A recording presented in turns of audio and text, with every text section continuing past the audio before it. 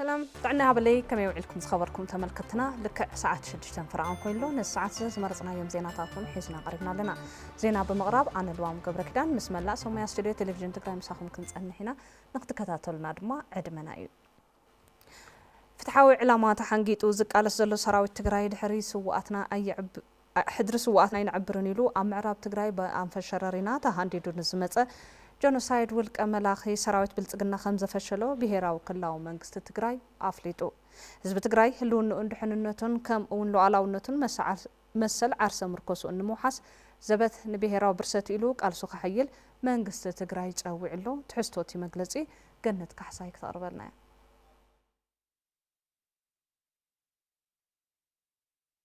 كم منقست تجري استوهبه اوانا مبرهي جونوسايدا ولك املاخي سرعه بلصقنا بعلت 25 حمله 2018 عام تمرت كاب وقحتا جميرو ام معراب تجري بانفس شررينا اب لعلي سراوي تجري قلع وق كم زخفته يفلت اب توق هصص حيلتات دغفته بحيل زصواع بمحمد حمدان داغالو زمرح عطق حيل السودان كابت كبابي تجديدو مستاكبو عطقاتن ون استساتفوا كوينوم عصب سراويت جنوسايدا ولك املاخ سرعه بلصقنا بعسله تداغينو علن نزبله كل عينت عقمتات حيل مدرن ايرن تطقيمو كاب وقحتا جميرو كساب اغامشت تدغاغامي متقعتات ككايد فتينيو يخون دانبر فتحوا علامات حنقيتو حدري سواعتي اي عبرن زبله جغنا سراويت تግራይ نتي تهانديدو زمص وراري بممكات نحلمي صلاي كفشلو كيليو بمخانو سراويتنا لمون كم تمالي بقياز زنتو نتاريخ السند زخر مستنكراوي جغننت فصيمو አሎ كبرن موسان دما يقبو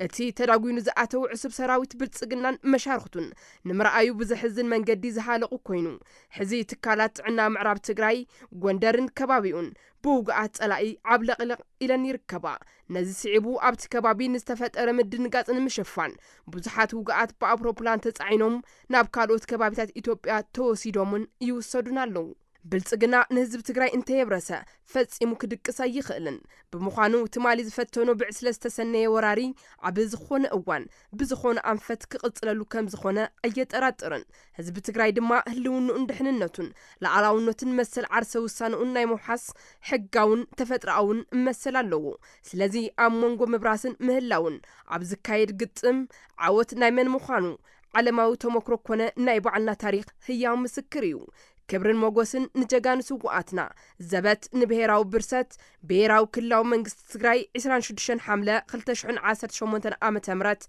مقله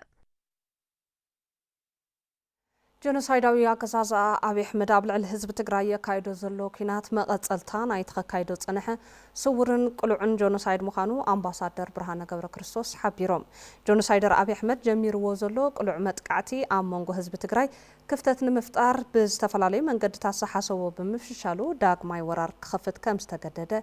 ሓቢሮም ክብሮም ኣብርሃ ኣዋዲድልናሎ ኣርጋው ገብረ ሩፋኤል ከም ዝስዕብ ከቕርበልና جنوسايداو أبي أحمد أبلع لحزب تግራይ زكايدو زلو دماو خينات نايتين نوح وان كألمون كتغورن صنحه سورن قلعن زري ناي مصنات وفراتات مقصلتا مخانو أمباسادر برهانه ገብረ ክርስቶስ حبيروم تيجي ناي جنوسايد حيلي نتوز جمرو ناي جنوسايد بروجكت نخود يو زدلمبر كافتو بروجكت نسو كتعنق فيدلن جنوسايد تفصيمكا تحتاتنا تلو نايتاتهم دليت حانتشا ناو مستحالو كافتات حتاتنت مملات ياتا دليتهم كافتات حتاتنت مملات كعا اتا بروجكت مودايا نتو هزبي خدا يخلن ግን ከምታ ጀሚሮም ማዘሉ ሁዱ خفرسوا يمزفتن هي كم هزب كم زي يكون كده قبروا يمزدليو اذا انت غيرهم صعري يقولون انت امناتهم من دلياتهم ግን انت سعيرهم نساتهم كم تطقوا اتو جنوسايد استخايد ህዝብ ከዓ ከም ጥፋተኛ ገይሮም ከቅምጡ ወይ ፍቱን እዚ አያ ካብዚ ኣውፃኢ ኣይኸዱ እዚ እቲ ምክንያቱ ኣብ ቴሌቪዥን ትግራይ ኣብ መደብ ዛዕባ ሎሚ ፍሉይ መደብ ጻንሒት ዝገበሩ እቶም ኣምባሳደር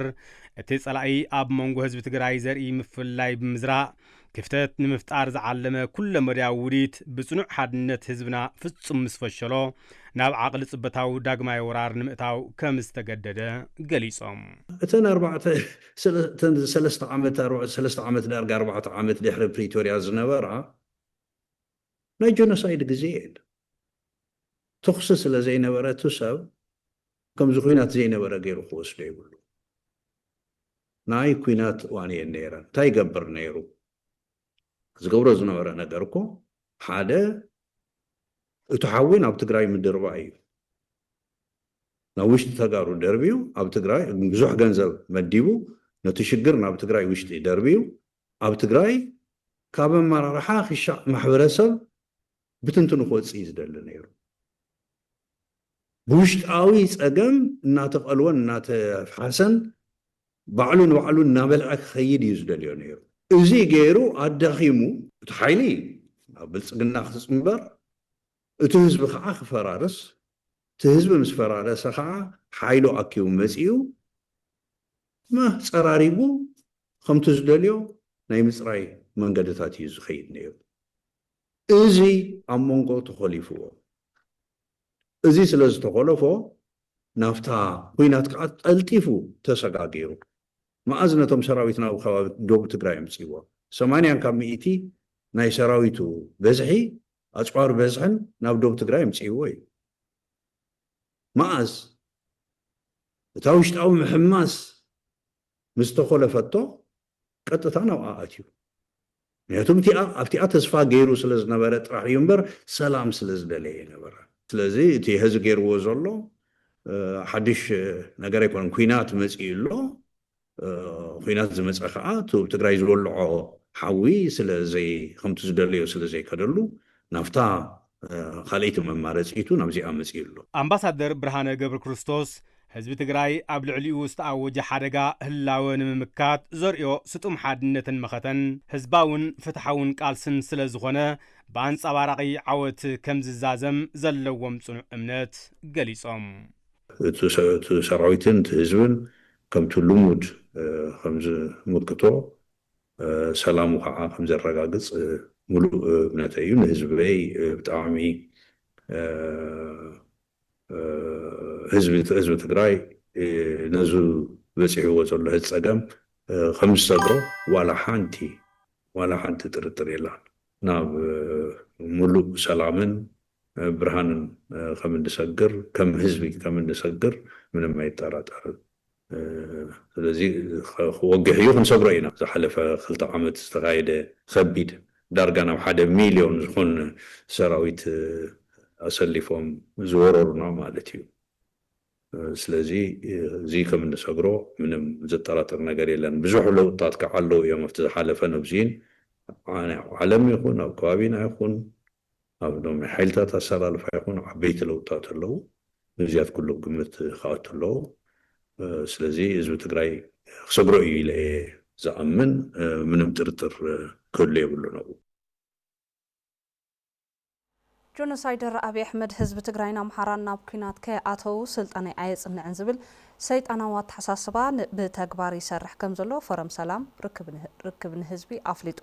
ህዝቢ ኣምሓራ እዚ ጆኖሳይደር ኣብ ልዕሊ ህዝቢ ትግራይን ህዝቢ ኣምሓራን ዘካይዶ ዘሎ ተግባር ዘርኢ ምጽናት ተረዲኡ ከም ትማሊ ብሓባር ተቃሊሱ ነዚ ስርዓት ከወግድ ድማ እቲ ፎረም ፀዊዑ እቲ ፎረም ኣብ እዋናዊ ጉዳይ ኣመልኪቱ ዘውፅኦ መግለፂ ኣሎ ሃይለ ሚካኤል ከሰሰ ከም ዝስዕብ ቀርቦ እዩ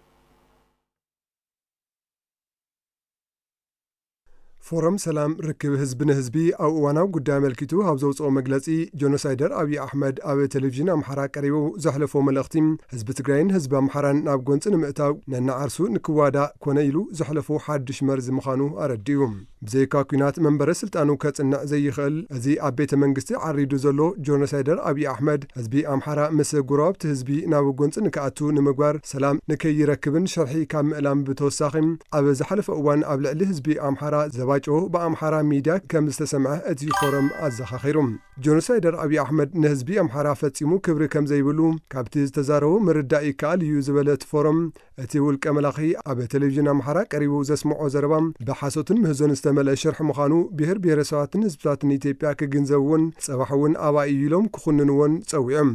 ተቐባልነት ዘይብሉን ዝተዛውዐን መልእኽቲ ዘሕለፎ ጆኖሳይደር ኣብይ ኣሕመድ ኣብ መንጎ ህዝቢ ትግራይ ኣምሓራን ዓፋርን ጎንፅል ብምፍጣር ኣብ ስልጣን ንምጽናሕ ዝገበሮ ጻዕሪ ከም ዘየዕወት ዝገለጸ እቲ ፎረም እዚ ተግባር ህዝቢ ኢትዮጵያ ብዕሊ ክኹንኖን ድምፂ ተቃውምኡ ከስምዕን ይግባእ ኢሉ ጆኖሳይደር ኣብይ ኣሕመድ እቲ ሕዚ ጀሚርዎ ዘሎ ኩናት ቅድሚ ምጅማሩ ኣብ ቴሌቭዥን ኣምሓራ ቀሪቡ ድጋፍ ህዝቢ ኣምሓራን ኢሊትን ንምርካብ ክልተ ነናዓርሶም ዝላተሙ ፕሮፓጋንዳታት ከም ዘሕለፈ ጠቒሱ ብሓደ ገጽ ወልቃይት ማለት ምዕራብ ትግራይ እዩ ኣብ ትሕቲ ትግራይ ኣብ ዝነበረሉ እዋን ዝኾነ ይኹን ህዝቢ ኣምሓራ ናብ ወልቃይት ክኣቱ ኣይፍቀደሉን ነይሩ ሕዚ ግን ሰላይ ከም ዝደለኹሞ ትገብሩ ኣለኹም ዝብል መልእኽቲ እንትሕልፍ ብኻልእ ገጽ ድማ ሓይልታት ትግራይ ወልቃይት ምለሰልና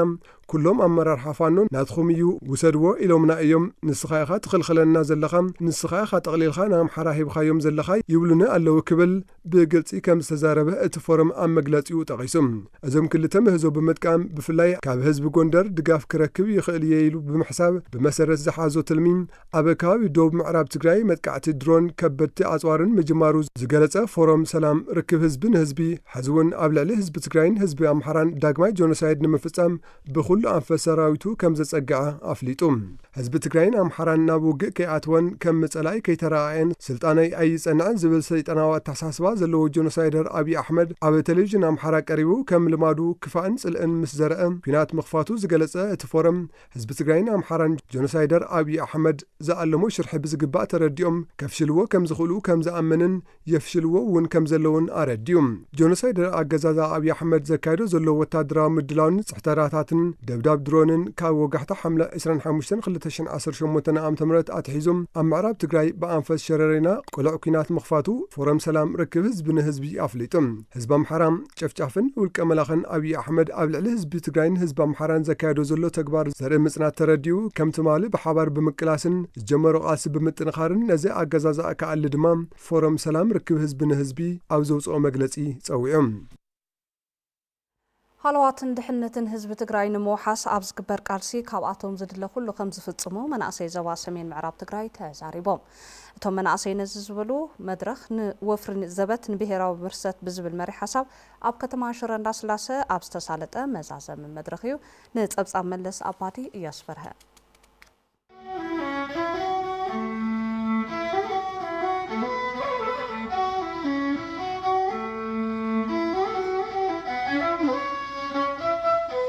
ካብ 15 ወረዳታትን ከተማታትን ዞባ ሰሜን ምዕራብ ትግራይ ዝተወከሉ መናእሰይ ዝተሳተፍሉ መዛዘቢ መድረኽ ወፍሪ ዘበት ንብሔራዊ ብርሰት ኣብ ከተማ ሽረ እንዳስላሴ ተሳሊጡ ተሳተፍቲ እቲ መድረኽ ዝኾኑ መናእሰይ ጆኖሳይዳዊ ኣገዛዛ ኣብይ ኣሕመድ ብምቕባር ሃለዋትን ድሕንነትን ህዝቢ ትግራይ ንምውሓስ ኣብ ዝግበር ቃልሲ ብጽሒቶም ንምፍጻም ድልዋት ምዃኖም ይዛረቡ መሬት ትግራይ ተቆራሪሰን ዘለዎ መሬት ትግራይ ኩለን ኣብ መከናኸን ዘሎ ኣብ ዘሎ ኣካል መናእሰይ ኩሉ ይፈልጥ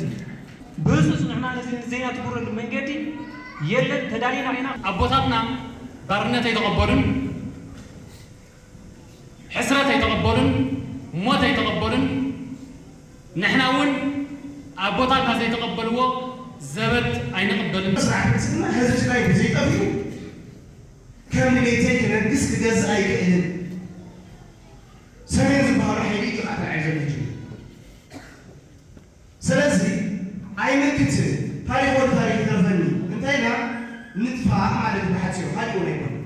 ስለዚ ንዘይና ንጥፋ ንሰለፍ ኣብቲ ተዋሃበኒ መደበይ ኣይኮነን ዶ ሕጂ ኣብ ኩሉ ደረጃ በፂሕና ኣብቲ ደረጃ ዘይነበረሉ ሰዓት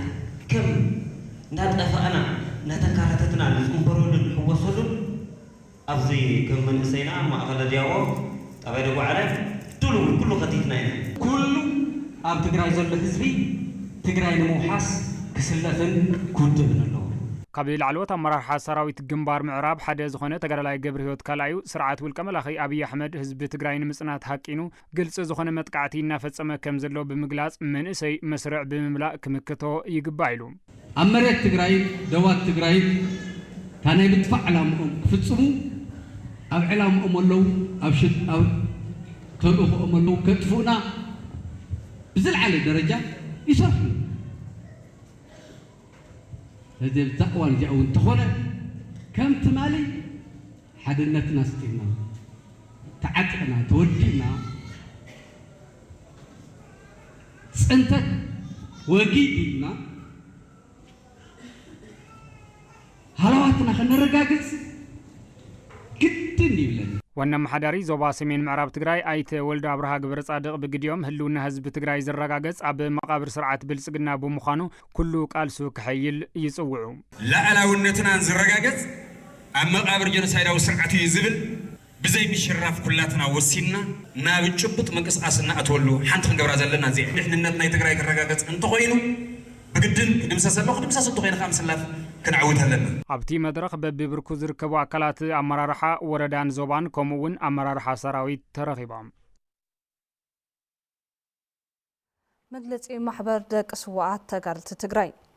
منقسي إثيوبيا يقتلون زلو جنوسايد أو خينات دو كبل محبر دك سوات تقارلت تقراي سويعو ات محبر منقس تقراي بعسران حموشتن حملة كلتشان عصر شمونتن عام تمرت زلط وانا ومجلس أريحو أب زلط مجلسي منقسي إثيوبيا كايدو صنحة سلاحتاو صنتت بعد كز تدقف خينات مجمارو خمسة فلته علاو كيرو حزب منقس تقراي حزون سلام دلوات يوم زبالة محبر دك سوات تقارلت تقراي منقسي إثيوبيا ون كاب خينات وطأ زلو ممارطات كتقم سويعو محبر سب علم إذا دماون أعناوين كينات دو كبل بوليتيكاو مفتوح خنا ديلون حلفنتو كوات أدماء محبر تسويعو بتزامر زينا محبر تقارلت تقراي أبزلت وانا ومجلسي منقستي إثيوبيا جمير وزلو كينات أتوابيلو حتوتاتن مثلا حزب تقراي بسلاماو منقد خملس تسويع له ات محبر كمزولو بشملوطي بخلتشحن عصرتن عام تمرت ناب سلطان زمصا منقستي إثيوبيا أبلع لحزب تقراي كينات بمأواج زفصمو جنوسايد يقصل بمهلاو محبر سب عالم نزت أو كبلو تصاوعيت أقربو التمحبر حزب تقراي أبزم حلالفو ملقت دما سلام تحاسيمو نزمت حيلن ممكات أبغون منقستن سراويتن تقراي كنسلف يقبايلو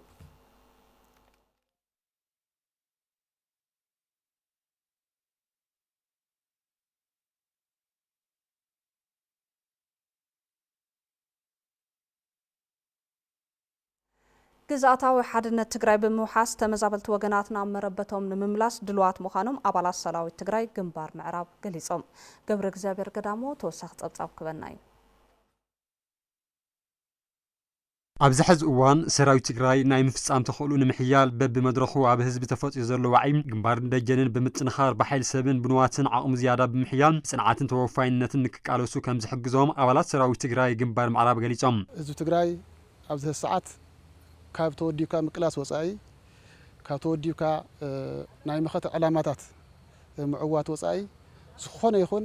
ካሊእ ኣማራጺ የብሉን ማለት እዩ ስለዚ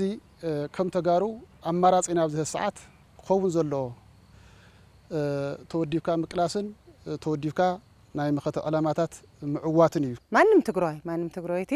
ጓልቲ ኩንቱን ወዲ ካብ ተወዲብካ ምቅላስ ካብ ተወዲብካ ምስራሕ ካብ ተወዲብካ ምልዓዓል ሓሊፉ ካሊእ ምንም መማረጽ እውን ስለ ዘይብልና ከም ተጋደልቲ ከዓ እቱ ዝሃባና ቃል ተቀቢልና ሕድረን ኣብ መወዳእታ ክነውጽሖ ቃል ይኣቱ ብስም ደቂ ኣንስትዮ ትግራይ ከም ሰራዊት ግን ኣብ ጽቡቕ ቁመናን ኣብ ጽቡቕ ደረጃን ኢና ዘለና ነቲ ዝቕጽል ዕላማ እውን እስካብ ናይ መጨረሻ ንምድፋእ ድልዋትና እዩ ብሓይሊ ተገዊጹ ዘሎ መሬት ትግራይን ናብ ስቓይ ወዲቖም ዝርከቡ ተመዛበልትን ናብ ንውር ንምምላስ ድማ ክሳብ መስዋዕትነት ንምኽፋል ድልዋት ምዃኖም ኣረጋጊጾም እቲ ህዝብና ናብ ቦትኡ ክምለስ ኣሎ ላዕላውነትና እውን ናብ ንውር ቦትኡ ክምለስ ኣሎ ስለዚ ነዚ ውሑስ ንምግባር ነዚ ናብ ንውር ንምምላስ ሰራዊትና ኩሉ ግዜ ኣብ ተጠንቀቕ እዩ ዘሎ ማለት እዩ ወረድ ድልው እዩ ከም ሰራዊት ትግራይ እቲ ዘለዎ ሓላፍነት ከይድና እስካብ መወዳእታ እንኳ ህይወትና ሓንቲ እያ ዘላትና ህይወትና እስካብ መወዳእታ ህዝቢ ትግራይ ኣብ መረበቱ ክሳብ ዝኣቱ ንሕና ዘበት ካብቲ መስርዕና ኣይንጎድልን መስርዕና ሒዝና ምስ ደቅና ምስ ኣሕዋትና ምስ ብጾትና ኮይና ናይ መወዳእታ ኢና ክነብጽሖ ትግራይ ከዓ ክንዕወት ኢና እታ ሓንቲ ዘላ ህይወትካ ከፊልካ ነቲ ተፈናቒሉ ናብ ፀገም ዘሎ ህዝብኻን ናብቲ ዝነበሮ ጽቡቕ ህይወት መሊስካ በቃ ትዝኽፈሉ ዓብዪ መስዋዕት እዩ ንሳውን ከም ገለይ ንምኽፋልን ዘሎ ነገራት ንምሃብን ድልው እዩ ዓቕሙ ዝፈቐዶ ኩሉ ናብ ማእኸላት ተዓሊም ብምውራድ ሃለዋትን ድሕነትን ህዝቢ ትግራይ ምርጋጽ ኣብ ዝግበር መኸተ እጃሙ ከወፊ ድማ እቶም ኣባላት ሰራዊት ትግራይ ፀዊዖም ደቂ ኣንስትዮ ጠንኪርና ኣብ መስርዕ ክመልእ ሕብረተሰብ ከንቅሓ ብዘይከኣላ ብደጀን ዝኸኣላ ብግንባር ኮይነን ክቃለሳ ኣለወን ደጀን ዘሎ መንእሰይ ከዓኒ ብፍላይ ጽቡቕ ክያረታት ዝግበር ኣሎ بتني حجز مسا منقسنا مستوز له ناي مرارحن تأساسيرو حادو خينو زقبر زل من العلات صبغيو نوانا خمس خلون لعلو كله بك حاجوس يسمعنا كسع مودعتا كل عينة واقع خفيلنا كنسوغرا خم نخل رجصانيا أيه أمودعتو أو شتو خنا وصحة خم نخلون من بدأت آترنا قريب لين مايتي بجونوسايداوي أجازة أبي أحمد أب تجران صلالي زلوا داغمايت أنت كمكتو دلوات مخانم كاب استفلالي عود دابتات توكلوا من أسي كليزهم حزب تجراي مسكورو أب تحزبتات محزنته كات أنا آخر كم زقباد ما تو من أسي حبيرهم نسها تسفاي زرزرو تقربنا ኣብ እዋናዊ ጉዳይ ኣመልኪቶም ምስ ቴሌቪዥን ትግራይ ጻንሒት ዝገበሩ ካብ ዝተፈላለዩ ውዳበታት ዝተወጻጹ መናእሰይ ጀኖሳይዳዊ ኣገዛዛ ኣብይ ኣሕመድ ነቲ ኣብ ትግራይ ኣንጸላሊ ዘሎ ዳግማይ ጽንተት መንእሰይ ብዝግባእ ክግንዘቡ ይግባእ ኢሎም ኣብይ ኣሕመድ መጀመርያ ሰራሓት ትግራዋይ ካብ ካልእ ክልላት ክግንጸል መጀመርያ ሰሪሑ ጽልዋ ኣብ ጽልይ ከሕድር ጸርሓ ቀጺልና ናባና ክንመጽ ተለና እውን መንእሰይና ናባና መጽ ተለውን ቱ ኣብ መሪሕነት ሒዙ ዝነበረ መንእሰይ ሰራዊት ደቂ ኣንስትዮ ህዝቢ ንከፈላለዩ ሞኪሩ ونات من اسم السراوي تجاجو لكن أنستيو مس منجس تجاجو أو مزود بوليتيكان ولا ود مرحتي ومسود واحد تجاجو تناجر السرحي ما جمع سرحي له وزك سرحت الله دمنا منه مخنياته عند حق أنا تجراي هزم مني من اسي مستفعل على مخنيات من اسي توتيونه من اسي ألوه كتقون ذات تجراي زي من اسي ألوه أنت خوينا حنت عد خا أنت يمخانك فلتيو مربحي يلن ما هذا يلن زمهر حيل زبهل يلن سو عند حمزة عند من سيدي اللي حنت عدي مستفعل على مخناس دول خيانة قرتها في السميخة تاريخ عمل ساعات تجراي مش ودح واحد وين حمام ودح واحد زي أصل زي نجر زي حاتك زي إن متجرش سن سلازنا حلوهم من سلازك شوفهم مني عاوز حيل زي الزمت زلو ودا إن عامتات ما كانت تجراي كبير كل توائل سلازة سلازي أبدا بي من سي تجراي كنا أخلاق اللوي بمخانو مناسي تجراي تنقول تلاقيو بمردع عوتاتو بمئكاب أبغون حزب منجستن بمخان كقالس كم زقبا حبيرهم صلاينا سرعات بلسقنايو سرعات بلسقنا مخانا أمينا هلاونان دحنتنا نون أما قاور بلسقنا تزي خوينو قالسنا صباح نقول كم يكون مالتي باريو خير زي خلص ألاقي هز تجراي كتفق نبر زي خلص ألاقي سقاطو كم هزبي منو زي بلنا ينالنا كم هزو خطفنا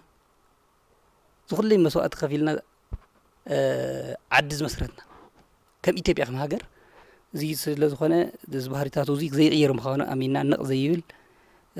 متكل حسينا هوي حدنتنا تأنا كلا سلنا زللن صلاتنا بتاريخ بجزء زي قدام زي بلي ناس أنت علامة يزلوا عاوز تجري نسلام صوعتنا تشاجروا كتفوقكم ينزلن حيل الجن شرح صلاتنا عشيفنا كم ناسيك المكسكن قال سلنا تمال واقع خفيلوا 17 عام واقع خفيلوا يتيرت واقع خفيلوا خزون واقع خفيلا 4 عام 3 عام تقاليس لا واقع خفيلا خزون او عدن امريتون خوينو تقاليسو مسودو مس منغستو مزملكوت اكل تقاليسو امينو قال سخلوا وزون خوينو قال سخلوا صباحون دحر صحون ግን ሓድነት ትግራይና ንማን ምንደራደሩ ሰብ የለይ ህዝብ ትግራይ ኣብ ዝገብሮ ቃልሲ ምሕዝነት ጎረባብቲ ህዝቢ ኣገዳሲ እዩ ዝበሉ ዘመናእሰይ እዚ ድማ ነዝሐሸ መጻኢ ወሳኒ ምዃኑ ምርዳእ ከም ዘድሊ ሓቢሮም ናይ መጀመርያ ምርጫና ማለት ቀንዲ ክኸውን ዘሎ ነቲ ስርዓት እዚ ክጠፍእ እንተኮይኑ ውሽጣ ዓቕምና ምጥንኻሪና ከወለ ከመናእሰይ ንርድኦ መጀመርያ ባዕልና ድልዱላት ክንኩን ክንጠናኸር ኣለና እዚ ቁልፊ ህዝን ህዝብ ርክብስ ንምንታይ ካትጸሎ ህዝን ህዝብ ምርኻብ ምንም ችግር የብሉ ሰላም ምዃን ጎንጽ ዘይ ምፍጣሪ ስኒት እዩ ስለዚ ምሕዝነት እዚ እዩ ምሕዝነት እዚያ ጸልዋ ግን ጸረ ህዝቢ ዝኾኑ ኪናት ዝደልዩ مستحزن يتأثرت لنا حزب تجري كتف زدل حيل طرح يصل على عزله زل محزن تفتر او وشت ايتيبياس انا زحجز حيل الله انا زحجز حزب الله يچفچف يزلو لك حنتانات مال نورتناتنا كما يچفچف زلو سلازي من يچفچف سلازي فلت سرعت بلصقنا يچفچف زلو سلازي موزيم محزنات فطير خاغن زو سرعت زي كتف الله زبل ግን ኮሰር ይዝጉ ኣብዛ ሓበራው ጸላዚ ጸጸር ዝድብር ሰምተልይ ግን እሰየና ነብولي ንሓበራው ሰላም نحبراوي دحننت نحبراوي مزاي هوت حبران قالس ከባቢያውን ተፈጥራውን ጸጋታት ተጠቂሞም ኣብ ጥዕና ሕብረተሰብ መናጽሂ ደቂ ኣንስትዮን ምድላው ቀለብ ደራሁን ዝነጥፉ መሃስቲ ተዓወቲ ሳልሳይ ዙር ውድድር ምህዞም ፈጠራን መዳይ ኮይኖም ኣለው ምህዞም ፈጠራን መፍትሒ ጸገምን መሰረት ዕቤት ሓንቲ ሃገርን ከም ዝኾነ ድማ እቶም ተዓወቲ ምህዞም ፈጠራን ገሊጾም ጸብጻብ ታደለ ዳኘው ሃፍታይ ባህረ ድማ ከም ስዕብ ቀርበልና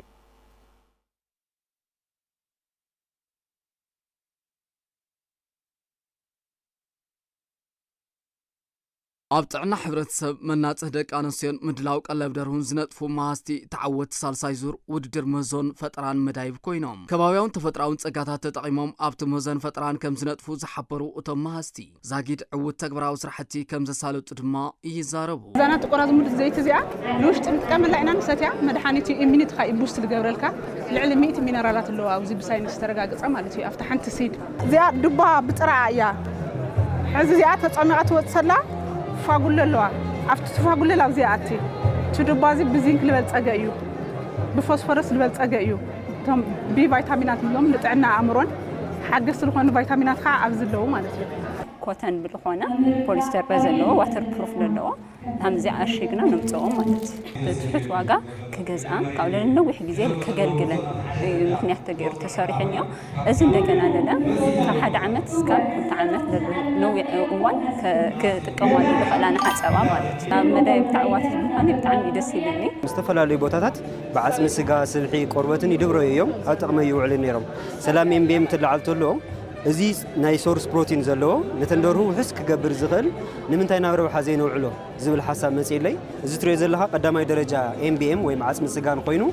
نمنتاي تقم تلكان نتنجواجت عبيتن كسالتي يزجبر كابينا ونو حسن جبرينا كاب كيميكال نوت نتاع زخون زرعتون كنتكم ناي وعلته خلولو سلازي سلام MBM إذا حساب حيزيو لاوزي وددر قاريو زلو مالتي نايزم هزن فتران قند ما بكس علامة اللوز أجماعة تجري بمفتاح طلب حروس سبن مملأ زعلم خمس خناون أتوم تعود مهاستي يجلسوا زلزي لا على النقل شو عملت مول ساينس نيراتهم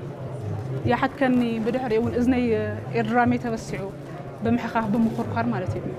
حيلنا ساينس لنا رحنا لا بسرح زي أبغى زاجر يسرحني هذا حرق مودرنايزر غير خليه مكرو إفكتيف يلا سيستماتيك ريفيوات بزحت يعني بقولي نايم عليكم مكرني يعني لما كريو ده حرام تيم مش مكركوا زيابير خا يكون الكلمة تزعركوا ساينس يتفعت له زخازي لبزحت سوات هاد لو تعري مالتي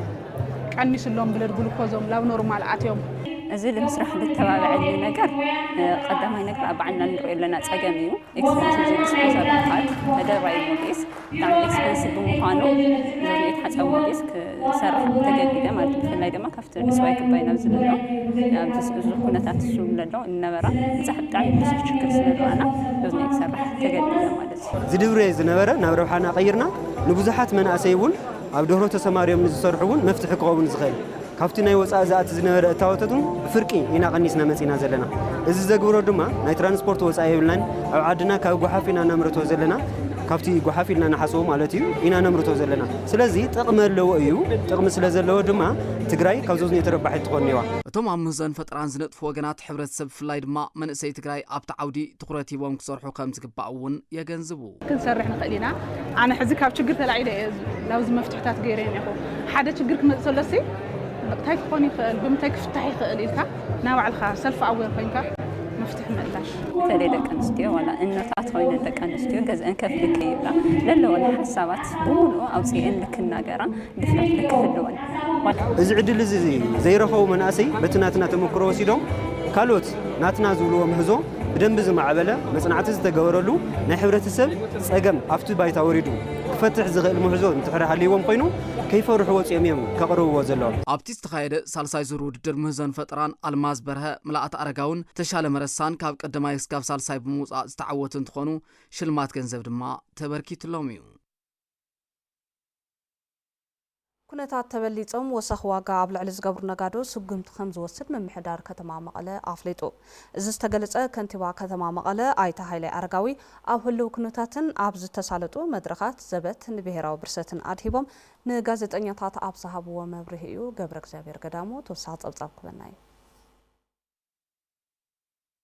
كنتيبا كتما مقالة أيتي هايلة أرقاوي أبهلو خناتاتن ببرك كتما مقالة استسالتهم مدرخات زبتني بهراو برسات تدهبهم نقاس نياتات أبزها ومقلسيهم تمدرخات هزبي قلت إنهتن دلونتن كفتر أبهراو أجنداك عسل زقابرا مبارق لسهم لعول تساتفون من لعالن زنوبارو كم زنوبارا زقلسو أيتي هايلة أرقاوي هزبي أب أجندو عاسيلو كعوات كم زخل زرقانا اللو يكبلون حبيرهم أو زم مدرخات